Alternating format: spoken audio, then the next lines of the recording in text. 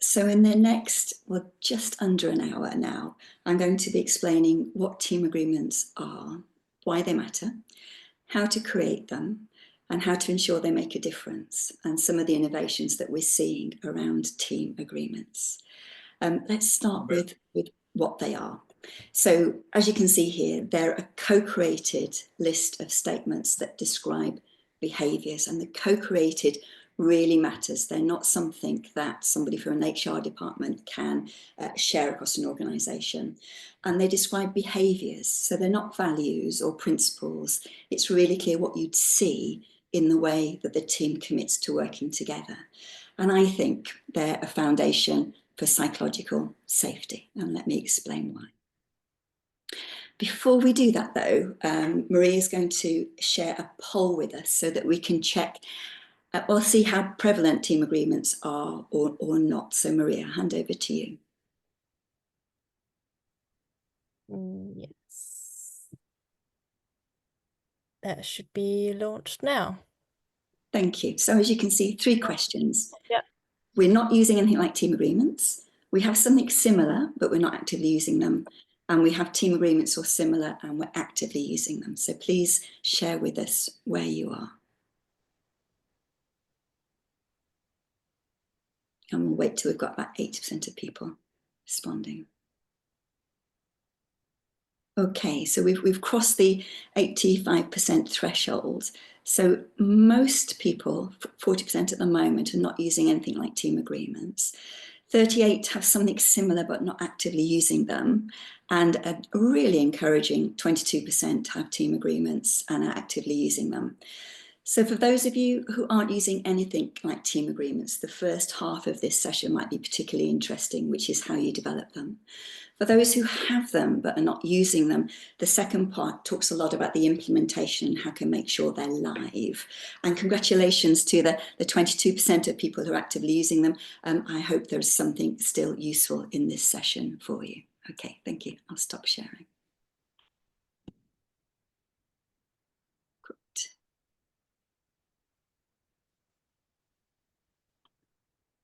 So Maria, if we can get rid of that, lovely. So as I said earlier on, I believe that team agreements are a foundation of psychological safety. And it's Dr. Amy Edmondson who's really popularised the concept of psychological safety. And as you can see here, it's a belief that you won't be punished or humiliated for speaking up, and that it's safe to take risks.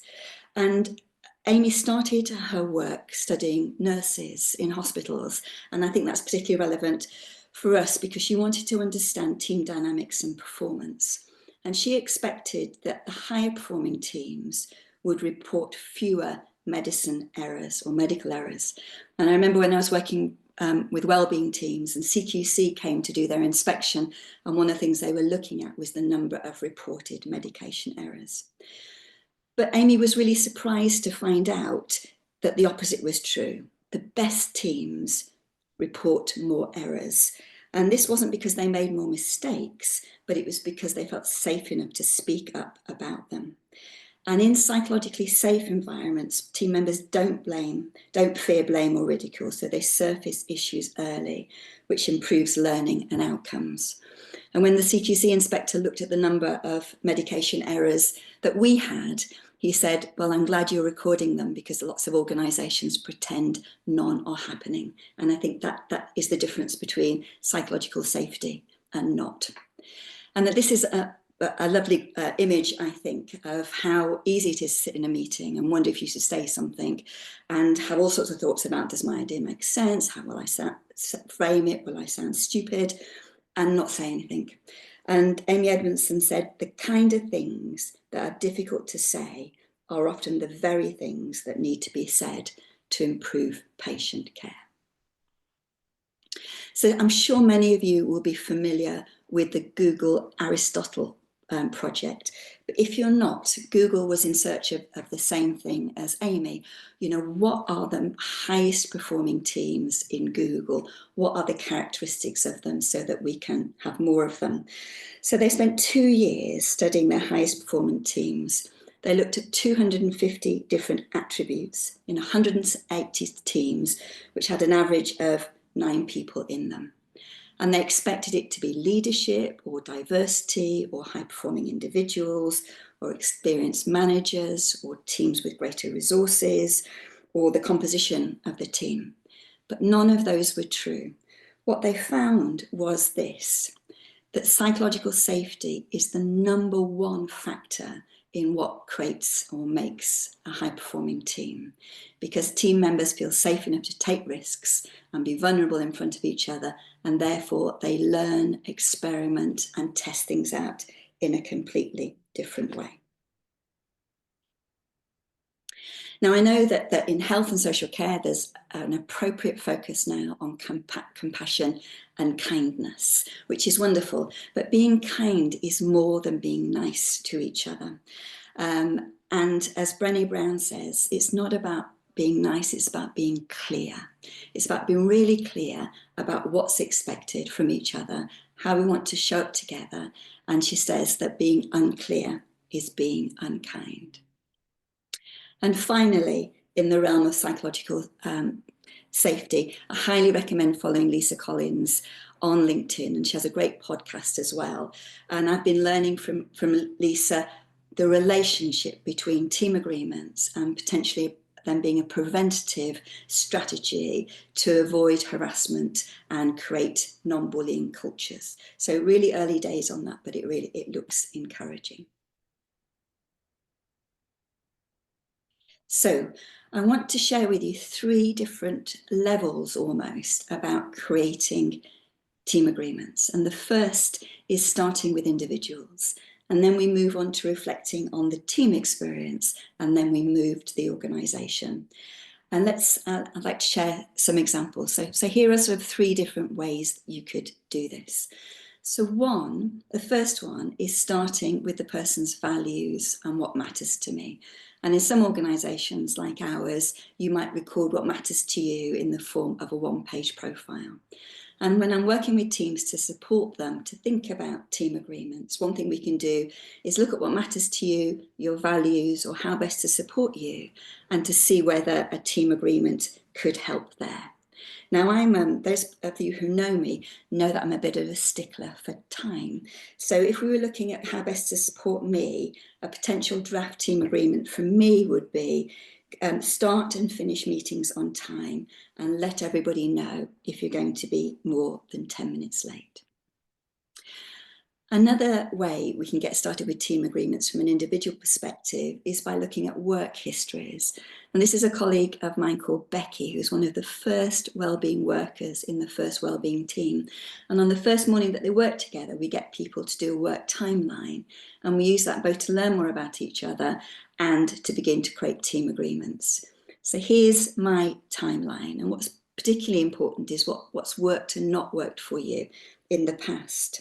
So if we were looking at what didn't work for me, in previous jobs, I really struggled with micromanagement and with politics and lack of transparency.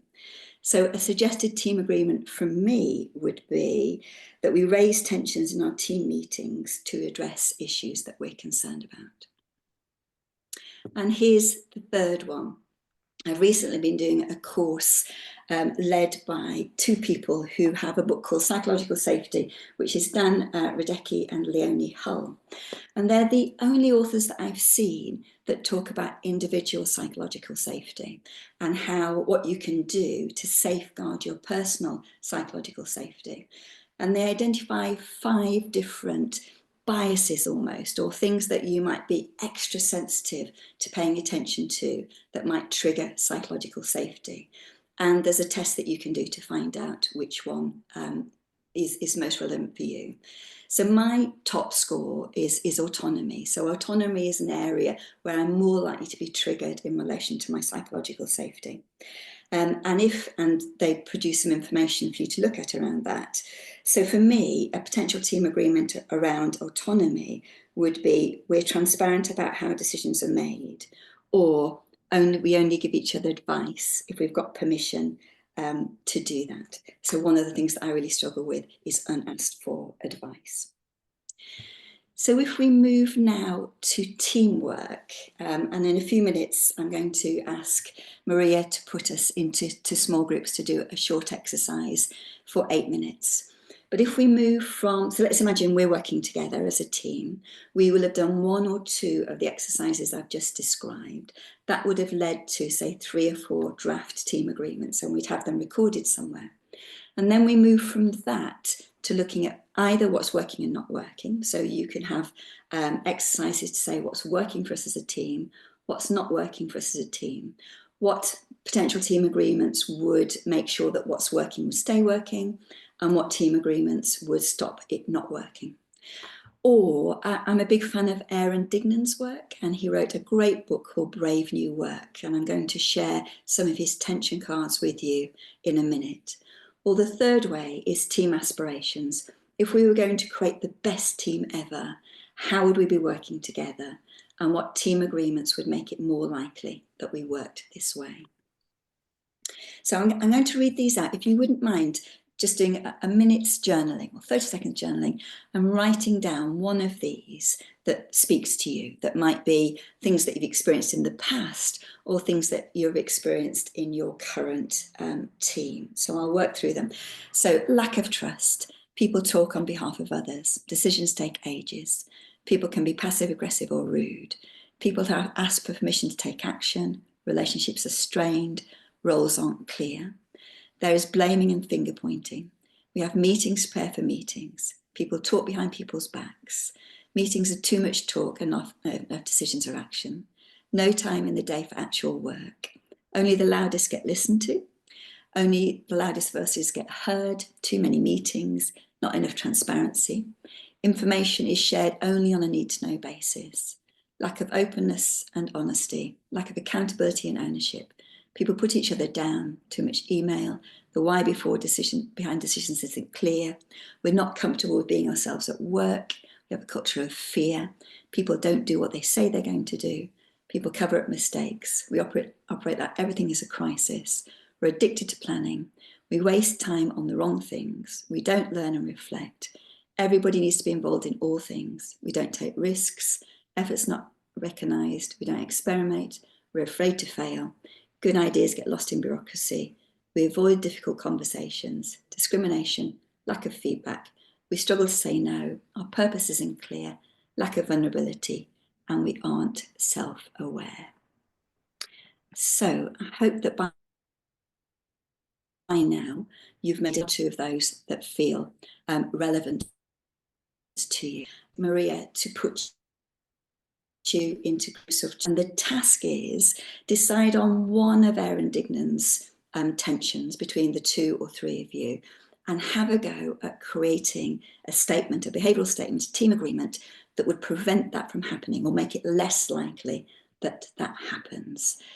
Okay, so these are the tension cards that you've been looking at. If you have some beginning of a team agreement, these are what we use to test it out, the 6 tests. So you might want to reflect on it and ask, is it observable?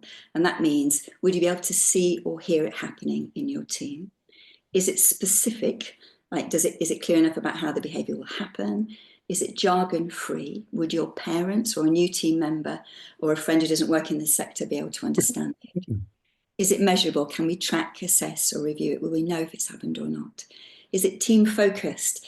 Does it describe collective behaviour? So an example of a non-team focused team agreement is, and sadly you see some of these, particularly in the NHS that I've seen them, is you must be resilient. So again, that's an individual expectation rather than a team focused one.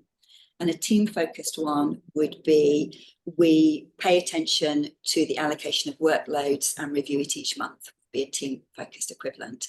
And is it framed positively? So does it guide action instead of just saying what not to do?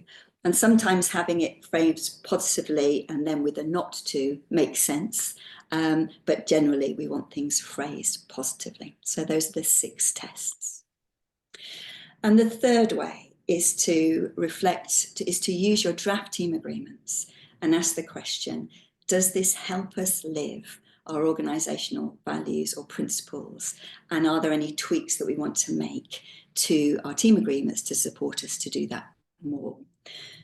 But don't start here, because again, starting with organisational values or principles doesn't help people feel that team agreements are about supporting them individually to thrive in a team, the individual work, or to help the team do a better job of keeping each other safe and working brilliantly, the team element. But it's also useful if we can see a thread between the team agreements and what the organisation is there to do.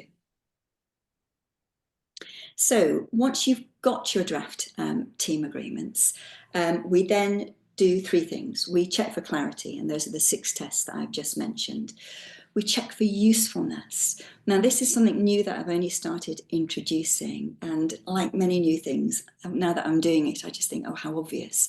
But if you ask ChatGPT what the 6 greatest challenges in teams in the UK and US are in an interpersonal way, ChatGPT will tell you poor communication, avoiding conflict, unclear boundaries, and low trust.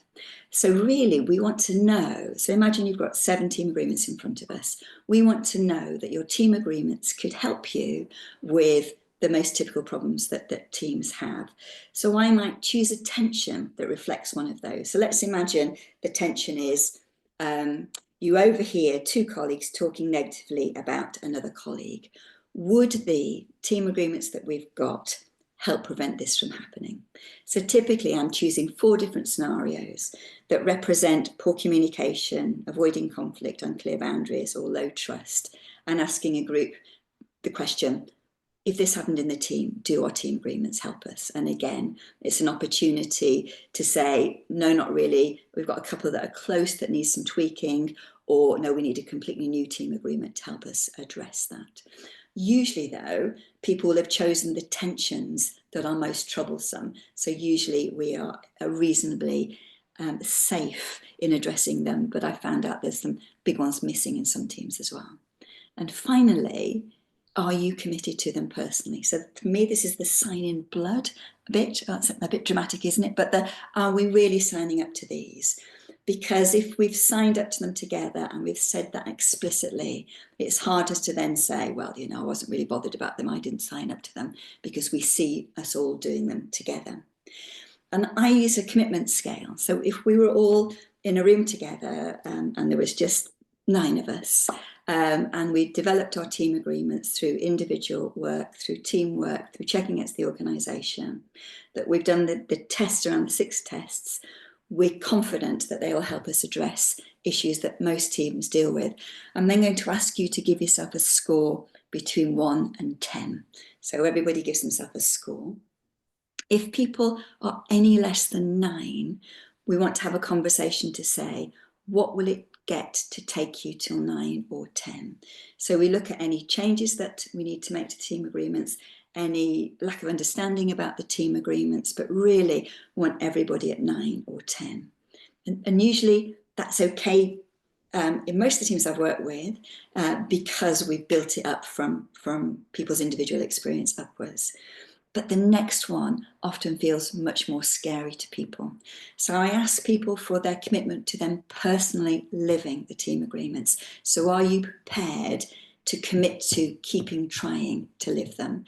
So when people score less than 9, it's obvious, sometimes people say, well, I'm not going to be perfect, so I won't get them right all the time. And it's being clear, that's not the expectation. The expectation is we're trying. But the second commitment scale is, are you committed to supporting your colleagues to live these team agreements? And that might include challenging where they're not upheld. And usually we see some lower numbers in that. And then when we inquire why, sometimes people say, I feel too anxious to challenge somebody. I don't think I've got the confidence to do that. I don't think we've got the skills to do that. So then we have a conversation about implementation, about how we can put them into practice and what kinds of things we can do to build our confidence and our experience in supporting each other to live team agreements and, if necessarily, challenging each other. So next, I'm going to go into the 6 ways to live team agreements. But before we do that, we're going to take another pause. So let's start looking at ways to live them. How do we make sure that they make a difference? So the first one is keeping them visible. So I still have a paper diary. I'm committed to paper. So for me, having them on my desk laminated really, really works.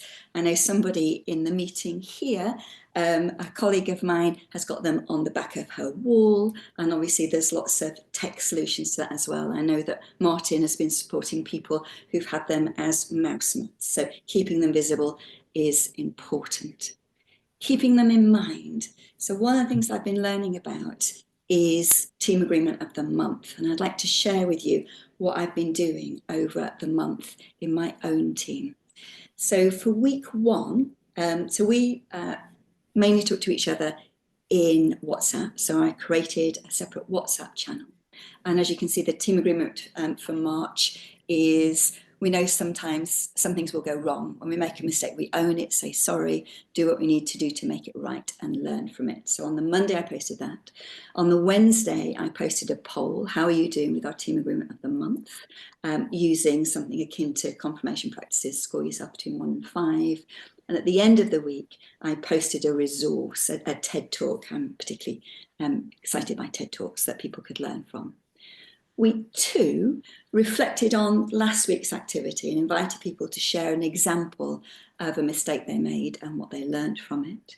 And then I was looking for gifts and things, so I found that one, the Department of Lessons Learned, Lessons Relearned, and for crying out loud, and made a deliberate mistake. So that was week 2. Week 3, we reflected on the stories from mistakes and then looked at what tools or practices could help us get better.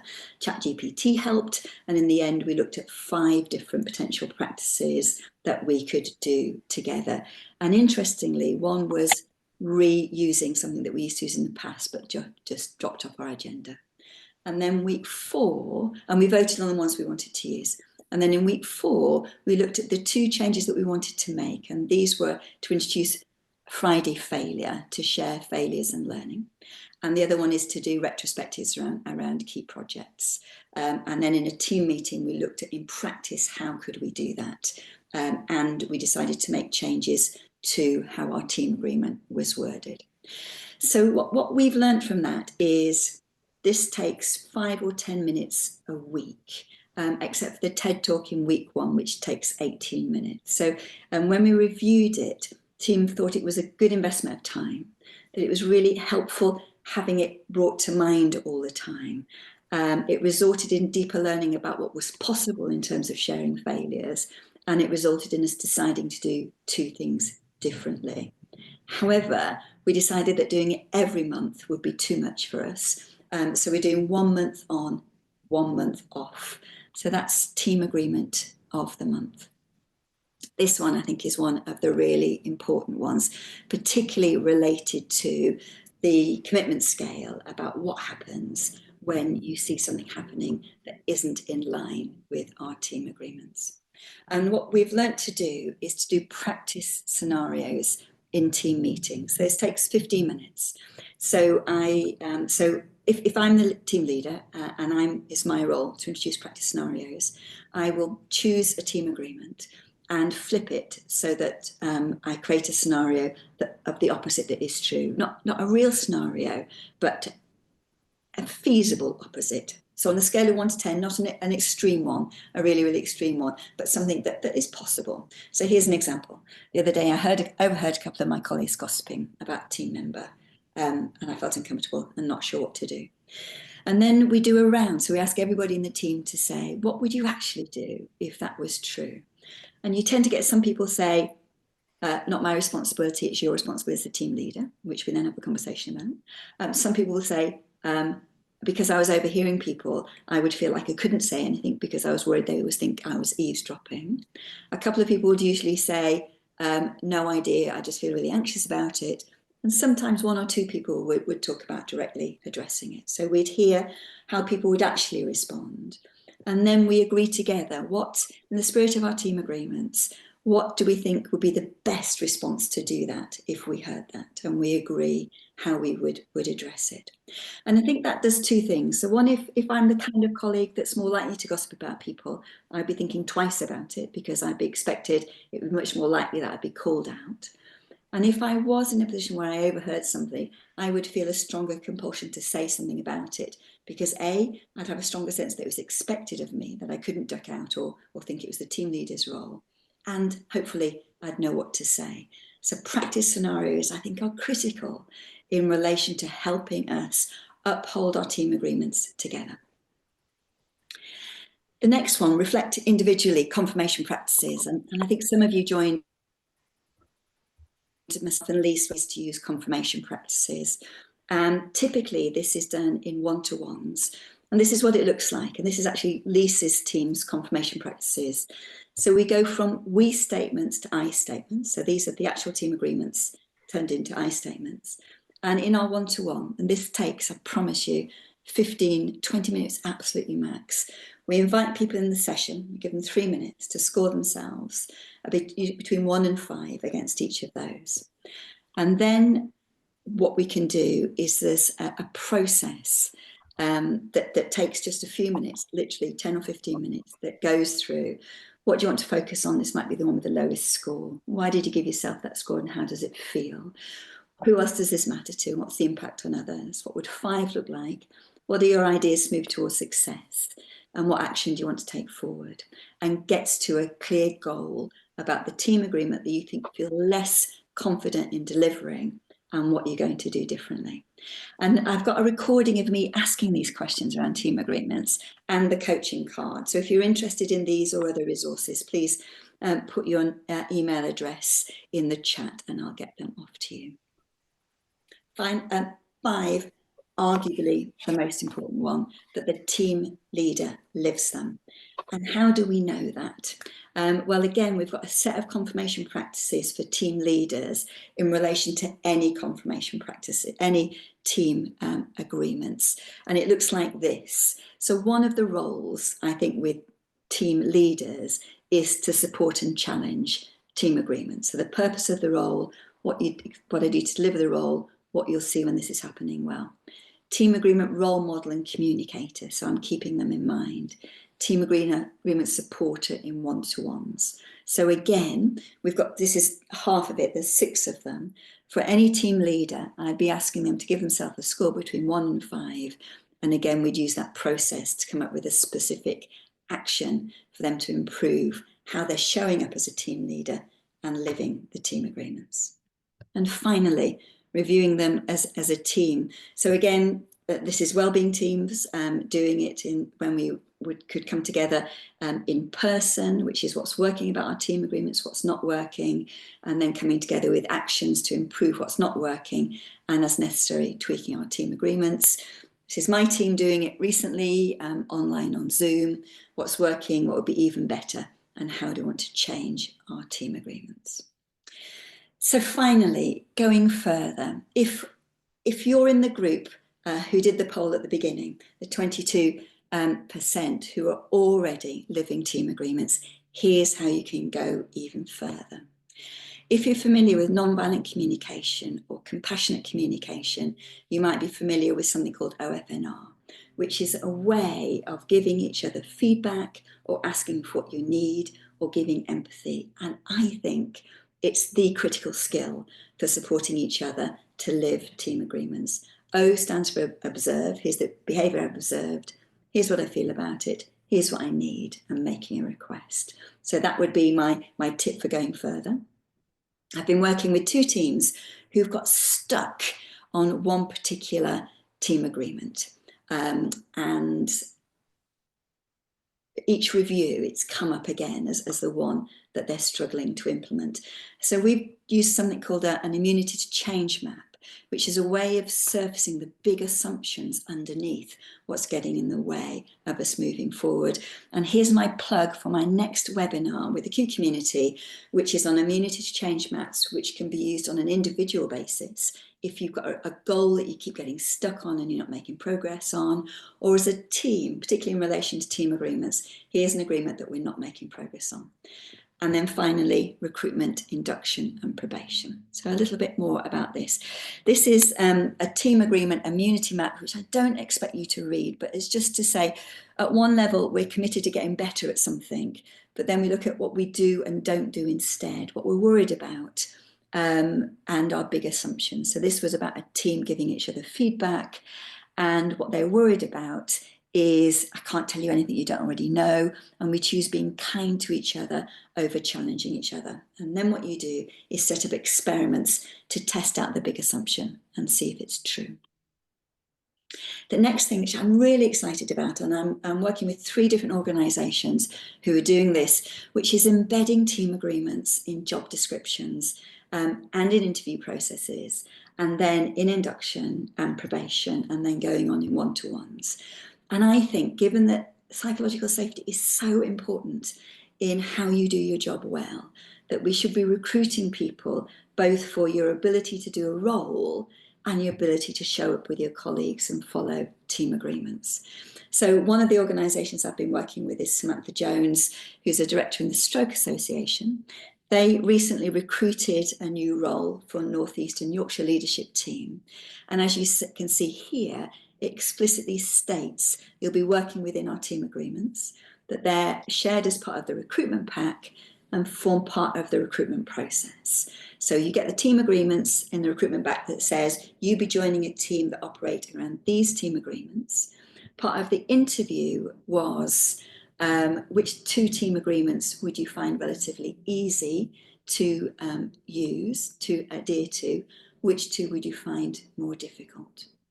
And then after somebody's been recruited, in the induction process, we would go through the team agreements and say, again, which feel easy, which feel more difficult, and then do a personalised induction process related to the team agreement. So, for example, well, actually, an actual example from the person who's successful getting this role, they'd come from the NHS. One of the team agreements of this team is we don't expect team members to work above their hours. In fact, we see that as a challenge to your time management.